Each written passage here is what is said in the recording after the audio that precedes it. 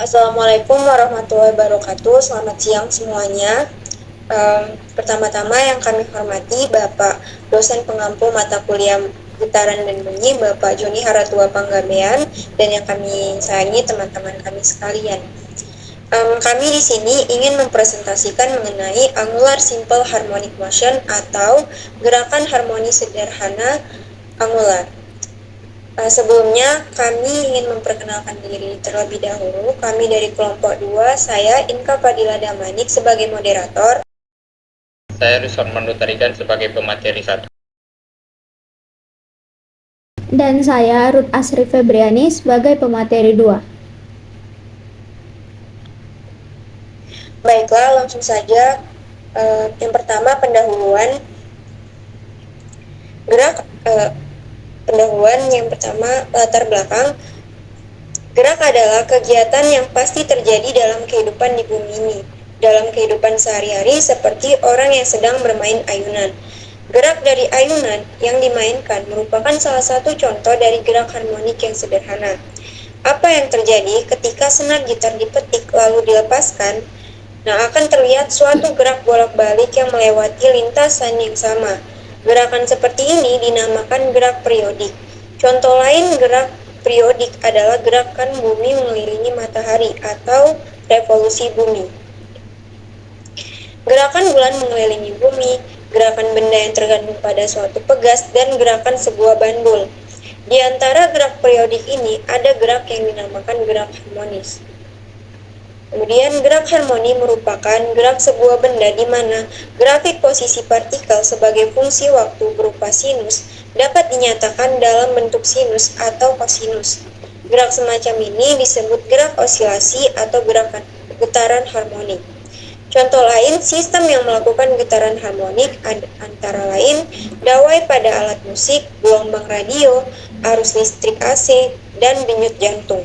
Galileo diduga telah mempergunakan denyut jantungnya untuk pengukuran waktu dalam pengamatan gerak. Untuk memahami getaran harmonik dapat diperhatikan dengan mengamati gerakan sebuah benda yang digantungkan pada tali atau sebagai bandul, dan kemudian disimpangkan dari titik kesetimbangannya dengan sudut kecil. Gerak harmonik sederhana mempunyai persamaan gerak dalam bentuk sinusoidal dan digunakan untuk menganalisis suatu gerak periodik tertentu. Gerak periodik adalah gerak berulang atau berosilasi melalui titik setimbang dalam interval waktu tetap. Kemudian B, rumusan masalah. Apa pengertian dari gerak harmonis sederhana angular? Yang kedua, apa saja jenis gerak harmonik sederhana? Yang ketiga, bagaimana rumus persamaan dari gerak harmonik sederhana angular? Kemudian C, tujuan masalah. Yang pertama, mengetahui pengertian dari gerak harmonik sederhana angular. Yang kedua, mengetahui jenis gerak harmonik sederhana. Yang ketiga, mengetahui rumus dan persamaan gerak harmonis sederhana angular. Dan yang keempat, mengetahui contoh soal dan cara penyelesaian dari gerak harmonik sederhana angular. Gerak harmonik sederhana. Suatu benda dapat disebut memenuhi getaran harmonik apabila benda tersebut membentuk suatu gerak yang berulang atau bolak-balik atau periodik. Yang kedua, gerakan benda tersebut senantiasa melewati posisi keseimbangan. Yang ketiga, percepatan atau arah gaya yang bekerja pada benda selalu menuju arah keseimbangan. Yang keempat, gaya atau percepatan yang bekerja pada benda tersebut sebanding dengan simpangan atau posisi benda. Lalu pada gerak harmonis sederhana itu terdapat beberapa besaran fisika, yaitu simpangan yang disimbolkan dengan Y, yang merupakan jarak benda dari titik keseimbangannya. Yang kedua, amplitudo yang disimbolkan oleh A, yaitu simpangan maksimum atau disebut juga jarak terjauh. Yang ketiga, frekuensi yang disimbolkan dengan F adalah banyaknya getaran setiap waktu. Yang keempat, periode yang disimbolkan dengan T ialah lamanya waktu yang diperlukan dalam satu getaran. Dan yang terakhir, hubungan frekuensi dan periode dapat ditulis dalam rumus T sama dengan 1 per F atau F sama dengan 1 per T. Yang ketiga, jenis-jenis gerak harmonik sederhana.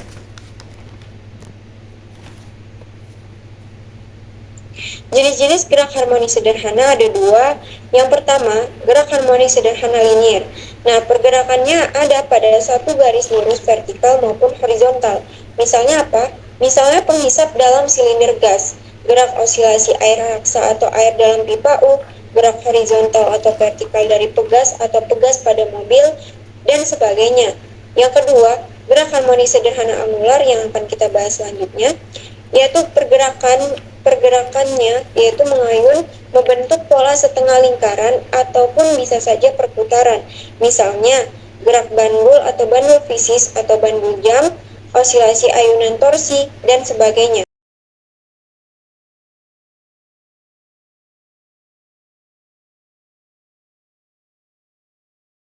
Berikutnya yang keempat, rumus dan persamaan gerak harmonis sederhana angular. Next. Jadi dapat kita lihat di sini ada dua gambar yang ditampilkan pada layar.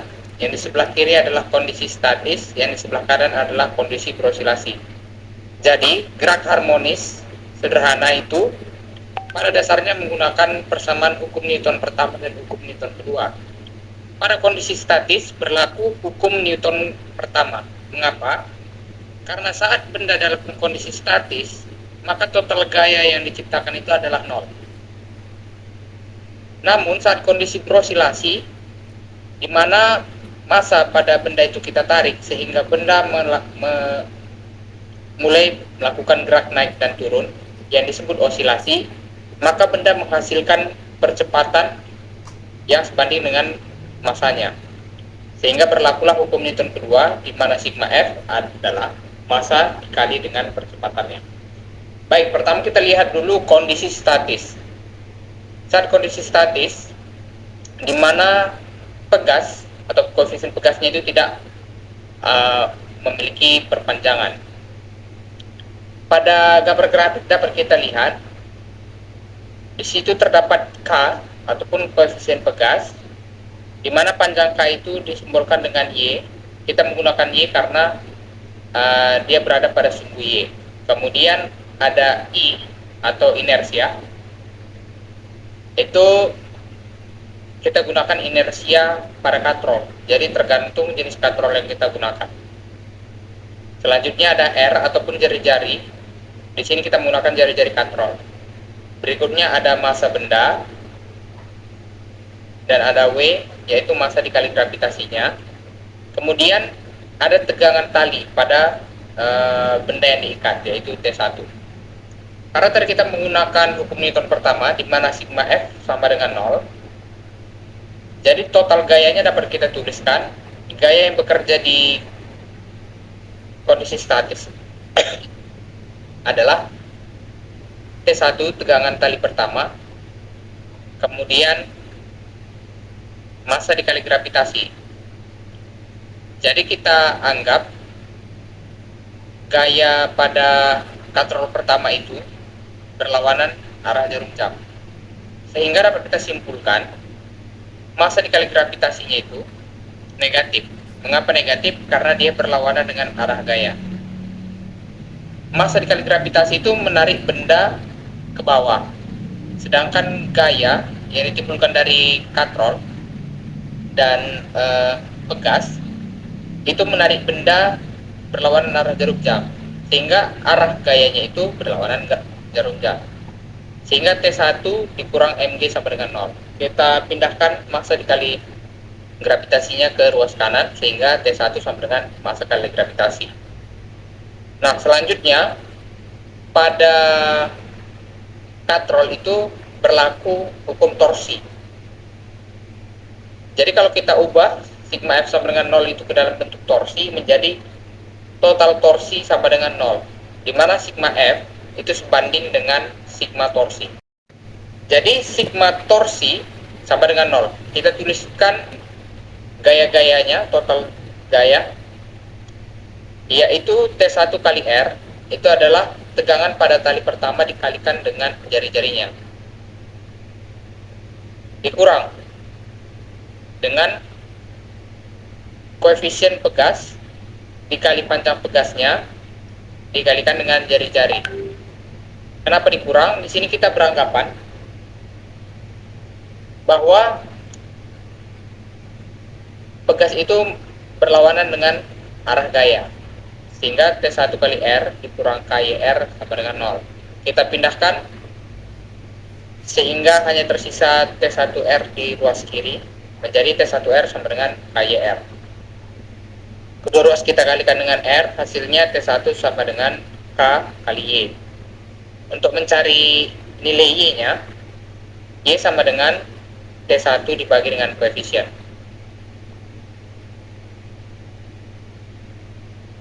Kita beralih ke saat kondisi berosilasi.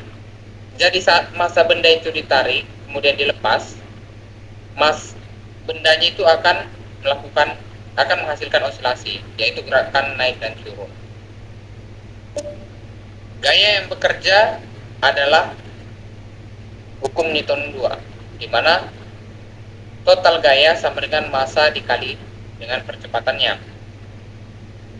Kita tuliskan kembali total gayanya. Kita asumsikan terlebih dahulu bahwa arah gayanya itu searah dengan jarum jam. Karena T2 itu berlawanan arah jarum jam, jadi kita buat T2 sebagai negatif. Jadi dapat kita tuliskan min T2 ditambah M kali G, karena M kali G menarik benda searah jarum jam sama dengan massa dikali percepatan. Kemudian kita pindahkan sehingga hanya tersisa minus T2 di sisi ruas kiri sama dengan massa dikalikan percepatan dikurang massa kali gravitasi. T2 sama dengan mg dikurang m dikali a. Besar gaya yang bekerja pada benda berotasi atau sigma torsi sama dengan inersia dikali alfa. Jadi kita tuliskan total torsi yang bekerja pada kondisi berosilasi. Yang pertama itu adalah min K, karena tadi kita sudah memisalkan kalau benda arah gaya benda ini searah dengan jarum jam, sehingga koefisien dari pegas yang bekerja itu menarik benda ke atas atau berlawanan arah jarum jam. Jadi kita buat dia menjadi negatif. Jadi min K dikali dengan delta Y ditambah Y. Delta Y itu adalah total panjang dari pegas saat dia berosilasi.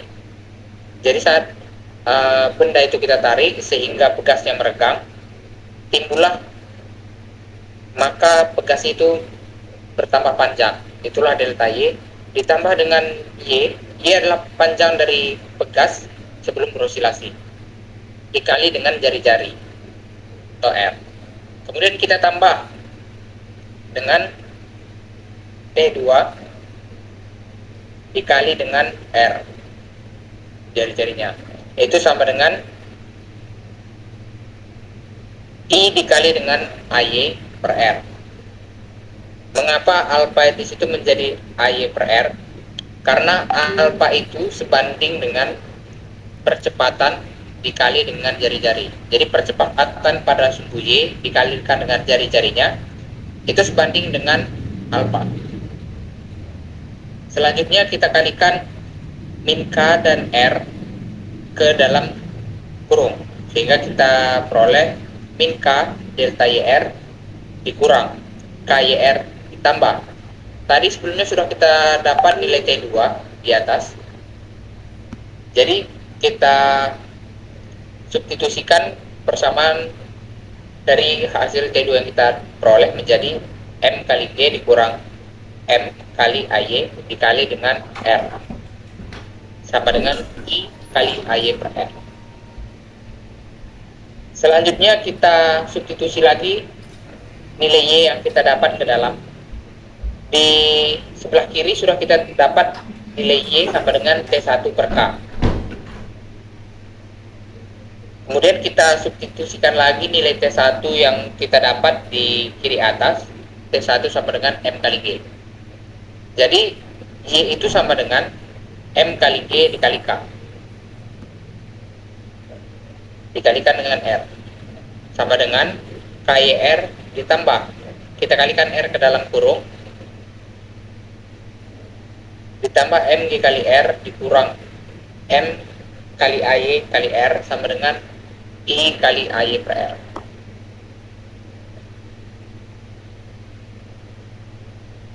Kemudian kita tulis lagi persamaan yang tadi. Besar gaya bekerja pada benda berotasi min K dikali MG per K dikali R dikurang KYR ditambah MG kali R dikurang M kali AY kali R sama dengan I kali AY per R. Kita kalikan min K dan R ke dalam. Min K dikali MG per K, jadi K dibagi K bisa kita cancel, jadi hanya sisa negatif. Jadi kita peroleh min MG kali R dikurang KYR ditambah MG kali R dikurang M kali AY kali R sama dengan I kali AY per R. Min MG kali R ditambah MG kali R hasilnya 0, sehingga kita peroleh min KYR dikurang M kali AY kali R sama dengan I kali AY R.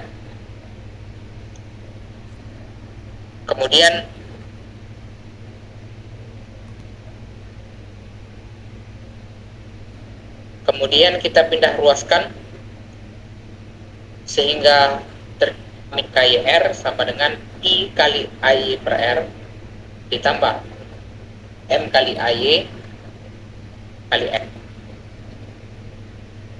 Kemudian kita pindah ruaskan lagi min KYR-nya ke ruas kanan, dan di atas itu ada persamaan I kali AY per R ditambah M kali AY per R.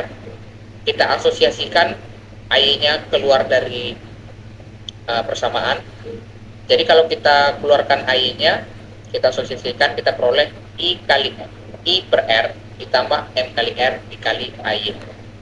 Kalau kita kalikan AY-nya ke dalam, maka kita akan peroleh lagi yang nilai yang di atas, yaitu I kali AY per R tambah M kali AY kali R.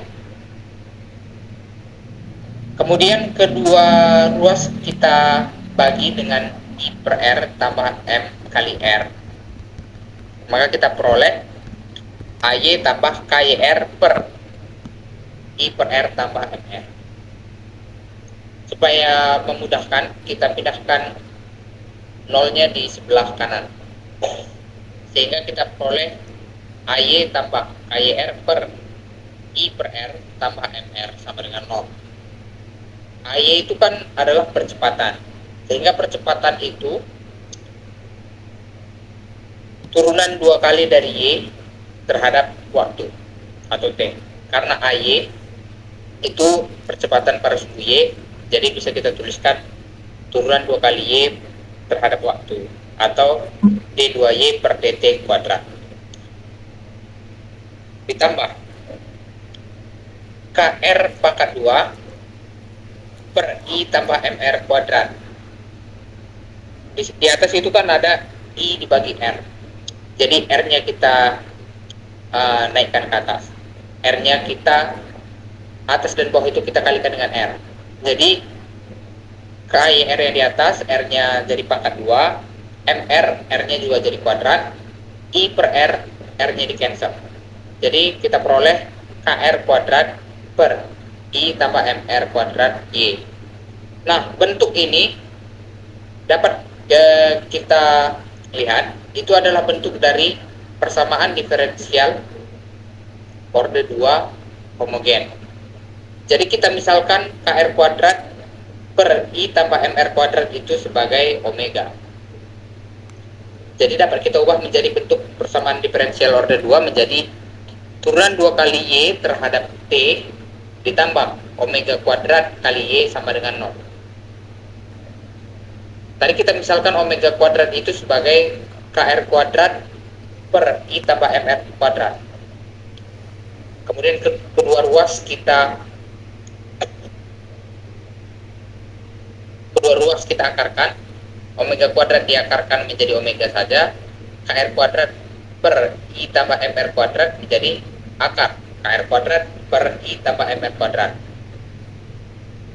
Nilai omega itu seperti yang kita tahu adalah 2 kali pi kali frekuensinya. Jadi 2 pf sama dengan akar KR kuadrat per I tambah MR kuadrat. Kalau kita mau mencari nilai f-nya saja, maka kita peroleh f sama dengan 1/2 pi dikali akar KR kuadrat per I tambah MR kuadrat. Selanjutnya, penurunan hukum Newton 2, sigma F sama dengan M kali A. Seperti yang kita ketahui, sigma F sama dengan M kali A. Total gaya yang bekerja itu adalah min K kali Y. Koefisiennya dikalikan, koefisien bekas dikalikan dengan panjang bekas, itu sama dengan massa dikali percepatan, itu adalah turunan orde 2 pada persamaan diferensial. Jadi kita tulis D kuadrat Y per dt kuadrat. Kemudian kita pindah ruas semua ke kanan sehingga kita peroleh M kali turunan 2 kali Y terhadap T ditambah KY, di mana turunan 2 kali Y terhadap T itu bisa kita ubah menjadi Y double dot. Jadi Y double dot itu adalah turunan 2 kali Y terhadap waktu, sehingga kita peroleh 0 sama dengan massa dikali turunan 2 kali Y terhadap waktu ditambah KY. Kedua ruas kita bagikan dengan R, jadi hasilnya sama dengan turunan 2 kali Y terhadap waktu, atau bisa juga kita sebut dengan Y double dot, sehingga kita peroleh 0 sama dengan Y double dot ditambah omega kuadrat kali Y. Omega kuadrat kali Y kita pindah ruas sehingga Y double dot sama dengan min omega kuadrat kali Y. Kita tulis dari fungsinya, Y double dot sama dengan min omega kuadrat kali Y. Jadi Y double dot itu bisa kita jabarkan menjadi Y dikali dengan Y dot dikali dengan dy dot per dt. Jadi kalau kita kalikan Y dikali dy dot per dt, nanti hasilnya adalah Y double dot. Itu sama dengan minus omega kuadrat dikalikan Y. Kemudian dt nya kita pindah ruaskan menjadi dy. Jadi Y dot dikali Y dot dy dot sama dengan minus omega kuadrat Y dy. Kedua ruas kita integralkan sehingga integral Y dot dy dot sama dengan integral minus omega kuadrat Y dy. Hasilnya adalah setengah Y dot kuadrat sama dengan min setengah omega kuadrat kali Y kuadrat tambah C, di mana saat gaya sampai pada simpangan terjauh percepatannya 0 atau A omega 0, dan saat simpangannya minimal nilai A sama dengan amplitudonya, sehingga Y itu sama dengan amplitudo dan Y dot itu sama dengan 0.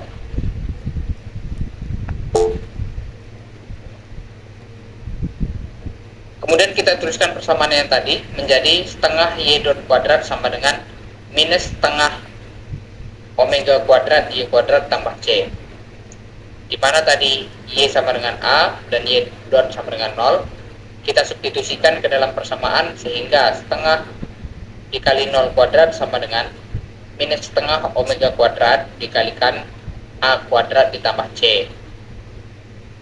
Kita peroleh minus setengah omega kuadrat A kuadrat tambah C. Kita pindah ruaskan sehingga C sama dengan setengah omega kuadrat tambah A. Kita substitusikan nilai C ke persamaan yang tadi kita peroleh, sehingga setengah Y dot kuadrat sama dengan minus setengah omega kuadrat Y kuadrat ditambah kita substitusikan nilai C-nya setengah omega kuadrat dikalikan A kuadrat. Kemudian kedua ruas kita kalikan dengan 2, sehingga kita peroleh Y dot kuadrat sama dengan min omega kuadrat Y kuadrat ditambah omega kuadrat dikalikan dengan A kuadrat. Untuk menghilangkan kuadratnya, kedua ruas kita akarkan, sehingga Y dot sama dengan akar omega kuadrat dikali A kuadrat kurang Y kuadrat, sehingga Y dot sama dengan omega dikali akar A kuadrat kurang Y kuadrat. Y dot itu kan turunan pertama dari Y, jadi dapat kita tuliskan dy per dt sama dengan omega dikali A kuadrat kurang Y kuadrat. Kemudian kita pindah ruaskan, dt dikalikan dengan omega dan akar A kuadrat Y kuadrat kita bagikan dengan dy, sehingga kita peroleh dy per akar A kuadrat kurang Y kuadrat sama dengan omega dt. Kita kuadratkan kedua ruas, sehingga bentuknya adalah integral dy per akar A kuadrat kurang Y kuadrat sama dengan integral W dt. Kita cari nilainya satu-satu. Yang pertama adalah integral omega dt. Kita taruh nilai omeganya di depan, sehingga kita peroleh integral dt. Kemudian integral dt itu kita cari dari nilai terbesar dikurang dengan nilai terkecilnya, di mana saat t sama dengan 0 dan saat t. Jadi omega dikalikan dengan t dikurang t0 sama dengan theta dikurang theta 0. Untuk integral yang di ruas kiri tadi, integral dikali dy per akar A kuadrat kurang Y kuadrat. Kita misalkan Y sama dengan A sin theta, sehingga kita peroleh Y per A sama dengan sin theta, atau theta sama dengan sin pangkat min 1 Y per A, sehingga dy sama dengan A cos theta d theta. Jadi dapat kita tuliskan integral A cos theta d theta dibagi dengan akar A kuadrat dikali 1 min sin kuadrat theta.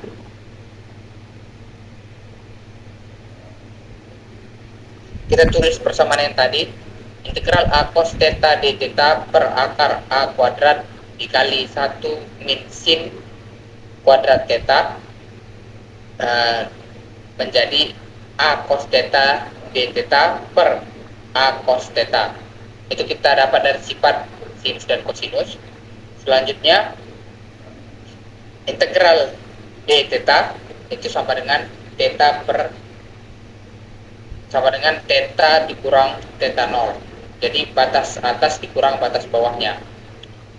Karena kan integralnya itu dimulai dari theta 0 sampai theta. Jadi batas atas kurang batas bawah menjadi theta dikurang theta 0. Maka theta dikurang theta 0 sama dengan omega dikali t dikurang t0. Kita masukkan ke dalam persamaan yang tadi, sehingga sin min 1 dikali Y per A sama dengan omega dikali T kurang T0 ditambah theta 0, sehingga Y per A sama dengan A sin omega dikali T dikurang T0 ditambah theta 0. Jika diasumsikan T0 sama dengan 0 dan theta 0 sama dengan 0, maka kita peroleh Y per A sin theta dikali T kurang 0 tambah 0, sehingga kita peroleh Y sama dengan A sin omega T. Itu adalah persamaan gelombang dari turunan hukum Newton kedua.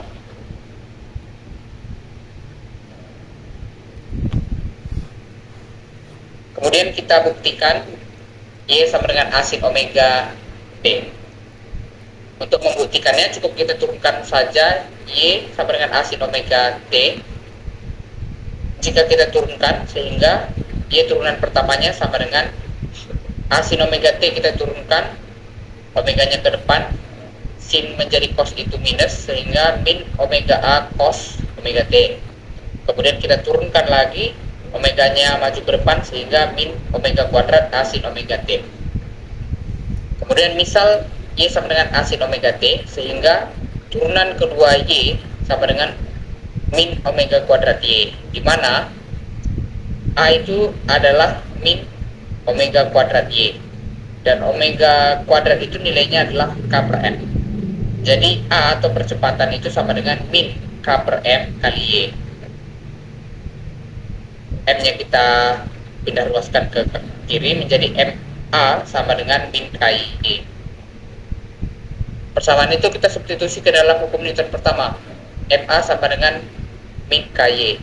Massa dikali percepatannya sama dengan total gaya atau sigma F, sehingga kita dapat sigma F sama dengan M kali A. Karena tadi di awal kita asumsikan sigma F sama dengan min KY. Selanjutnya yang keempat, contoh soal dan cara penyelesaian dari gerak harmonis sederhana angular. Di sini ada contoh soal yang disertakan dengan gambar benda bermasa 2 kg digantungkan pada pegas dengan tetapan konstanta 200 N per M kuadrat melalui katrol berbentuk bola pejal yang memiliki jari-jari 5 cm. Maka tentukanlah frekuensi dari getaran yang dihasilkan. Maka kita tuliskan apa saja yang diketahui di sini. Yang kita ketahui di sini didapatkan bahwa M-nya sama dengan 2 kg. Konstantanya atau K adalah 200 N per M kuadrat. Di sini diberitahu bahwa katrolnya berbentuk bola pejal, maka untuk inersianya itu adalah 2/5 mr kuadrat. Lalu jari-jarinya 5 cm. Yang ditanya adalah frekuensinya. Jadi kita gunakan persamaan diferensial kedua sesuai persamaan yang telah dijelaskan oleh teman saya tadi, yaitu turunan Y 2 kali terhadap T, turunan 2 kali Y terhadap T ditambah omega kuadrat Y sama dengan 0, di mana omega kuadrat adalah KR kuadrat per I tambah MR kuadrat. Omega kita kalikan akar kedua ruas, sehingga hasilnya adalah omega sama dengan akar KR kuadrat per I tambah MR kuadrat. Omega adalah 2 pi kali F, sama dengan akar KR kuadrat per I tambah MR kuadrat. Lalu kita pindah ruaskan 2 pi-nya atau kedua ruas kita bagi dengan 2 pi, menjadi F sama dengan 1/2 pi akar KR kuadrat per I tambah MR kuadrat. Nah, setelah itu kita substitusi nilai-nilai yang sudah didapat tadi, yaitu F sama dengan 1/2 pi dikali akar KR kuadrat per 2/5 mr kuadrat ditambah mr kuadrat. F sama dengan 1/2 pi akar 200 dikali 5 kuadrat per 2/5 dikali 2 dikali 5 kuadrat ditambah 2 dikali 5 kuadrat. Hasilnya F sama dengan 1/2 pi akar 200 dikali 5 kuadrat per 2 kali 2 kali 5 ditambah 2 kali 25. Hasilnya F sama dengan 1/2 pi akar 200 kali 5 kuadrat per 70. Lalu F sama dengan 1/2 pi di mana akar 200 dikali 5 pangkat 2